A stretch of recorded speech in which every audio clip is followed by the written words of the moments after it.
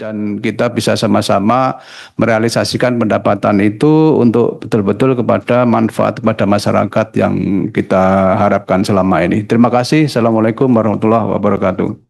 Waalaikumsalam warahmatullahi wabarakatuh. Sebelah kiri adalah Pak Bertu. Di perintah Pak Kapoksi, Pak.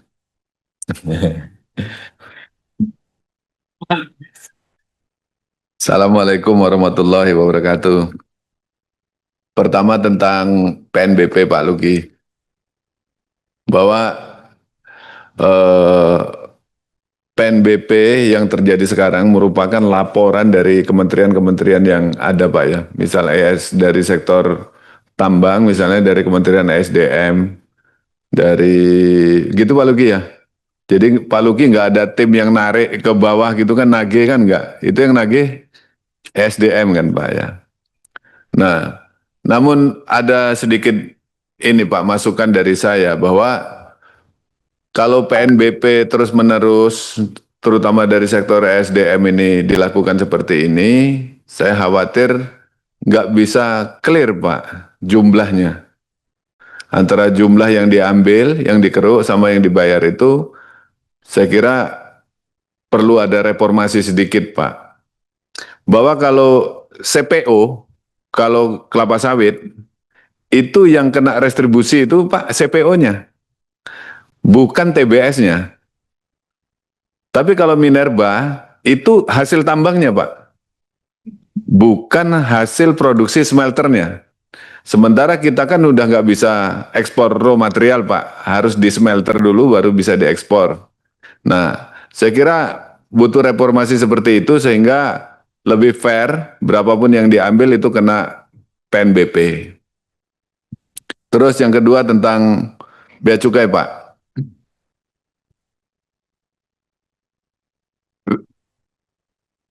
Kita ini yang jadi masalah Pak untuk cukai, yang paling utama itu adalah rokok polos, cukai salah tempel, ada lagi cukai palsu. Nah, ini selalu saja terjadi Pak. Saya sempat ngobrol juga Pak dengan beberapa industri rokok yang kecil-kecil di bawah, bahwa sebetulnya mereka tuh agak kesulitan untuk mencari pita cukai Pak. Kalau memang itu utamanya yang golongan 3 Pak ya. Yang golongan 3 ini susah Pak mau cari pita cukai ini, sehingga mereka tuh terpaksa palsu, menurut mereka begitu Pak. Nah jadi menurut saya Pak, agak pihak bea cukai juga memberikan kelonggaran untuk memberikan akses seluas-luasnya bagi industri rokok untuk memperoleh pita cukai ini Pak. Yang penting kan pada golongannya Pak. Kalau memang dia golongan 3, dikasih golongan 3.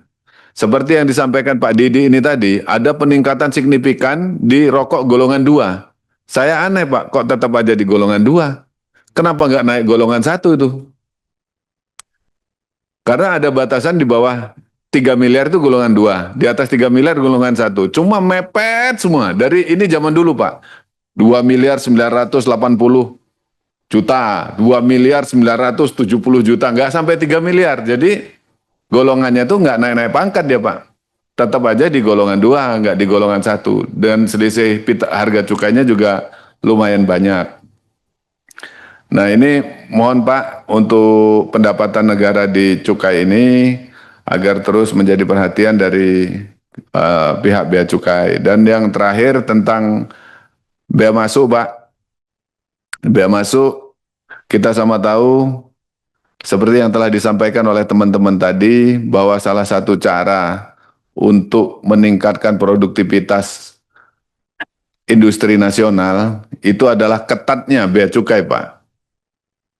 Dan sampai sekarang juga masih masuk juga Pak, yang namanya pakaian bekas masih masuk.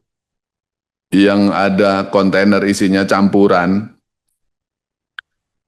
di pintu isinya piring, di belakang isinya mangkok, itu kan masih terjadi Pak. Di mana-mana pelabuhan juga masih terjadi seperti itu Pak. Dan yang lebih parah lagi, depan isinya